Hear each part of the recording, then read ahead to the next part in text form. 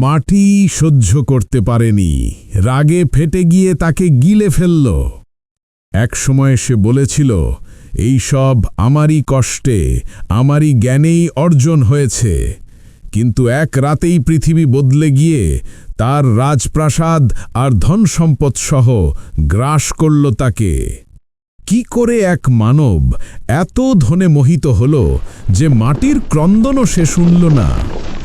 অহংকারের ভার মাটিও সহ্য করতে পারেনি, তাই এক রাতেই পৃথিবী গিলে নিল তাকে। অথচ সেই ধন আজও লুকিয়ে আছে, কিন্তু মালিক নেই।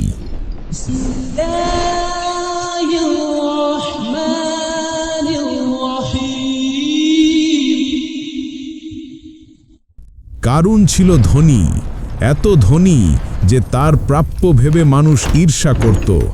কিন্তু ধন ছিল তার ঈমানের প্রতিস্থাপন।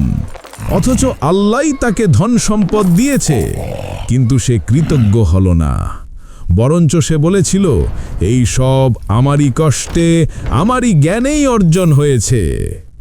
যে মানুষ বলেছিল, এ আমার জ্ঞানেই অর্জিত, আর আল্লাহ বললেন, তাহলে নাও, মাটিই তোমার ঘর। কোরআনে বর্ণিত। অতঃপর আমরা কারুনকে তার প্রাসাদসহ ভূগর্ভে প্রথিত করলাম। সূরাত আল কাসাস, আয়াত ৮১। মাটির রাগ? হ্যাঁ, এটা কোনো কল্পকাহিনী নয়, এটা শাস্তির দৃশ্য। এবং শাস্তি তখনই আসে যখন ব্যক্তি নিজের সৃষ্টিদাতাকে ভুলে ফেলে। সূরাত কাসাসের ৭৮ আয়াতে কারুন বলল, এ সম্পদ আমি আমার জ্ঞান বলে পেয়েছি। সে কি শেষ মুহূর্তেও অনুতপ্ত হল? পরিণতি এমন হল যে সে নিজেও নিজেকে সাহায্য করতে সক্ষম ছিল না। ধনসম্পদ তার মালিককে রক্ষা করল না। পরিশেষে ধনই তার বিচ্ছিন্নতাই হয়ে দাঁড়াল। এই কাহিনী থেকে শিক্ষা স্পষ্ট, ধন যদি ঈমানের বদলে বসে, তবে সে কেবল ক্ষণস্থায়ী। আল্লাহর রহমত, নেক আমাল ও বিনয়ী সত্যিকারের সম্পদ। আপনি কি আপনার ধনকে নিয়ন্ত্রণে রেখেছেন, নাকি সে আপনাকে নিয়ন্ত্রণ করে? আজই সময়, ধনকে সেবা বানান, ঈমানকে না ছাড়িয়ে।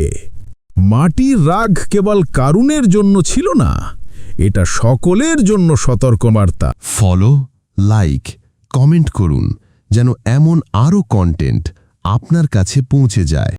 ইসলাম প্রচারে আপনার একটি শেয়ারই হতে পারে কারো হেদায়েতের দরজা।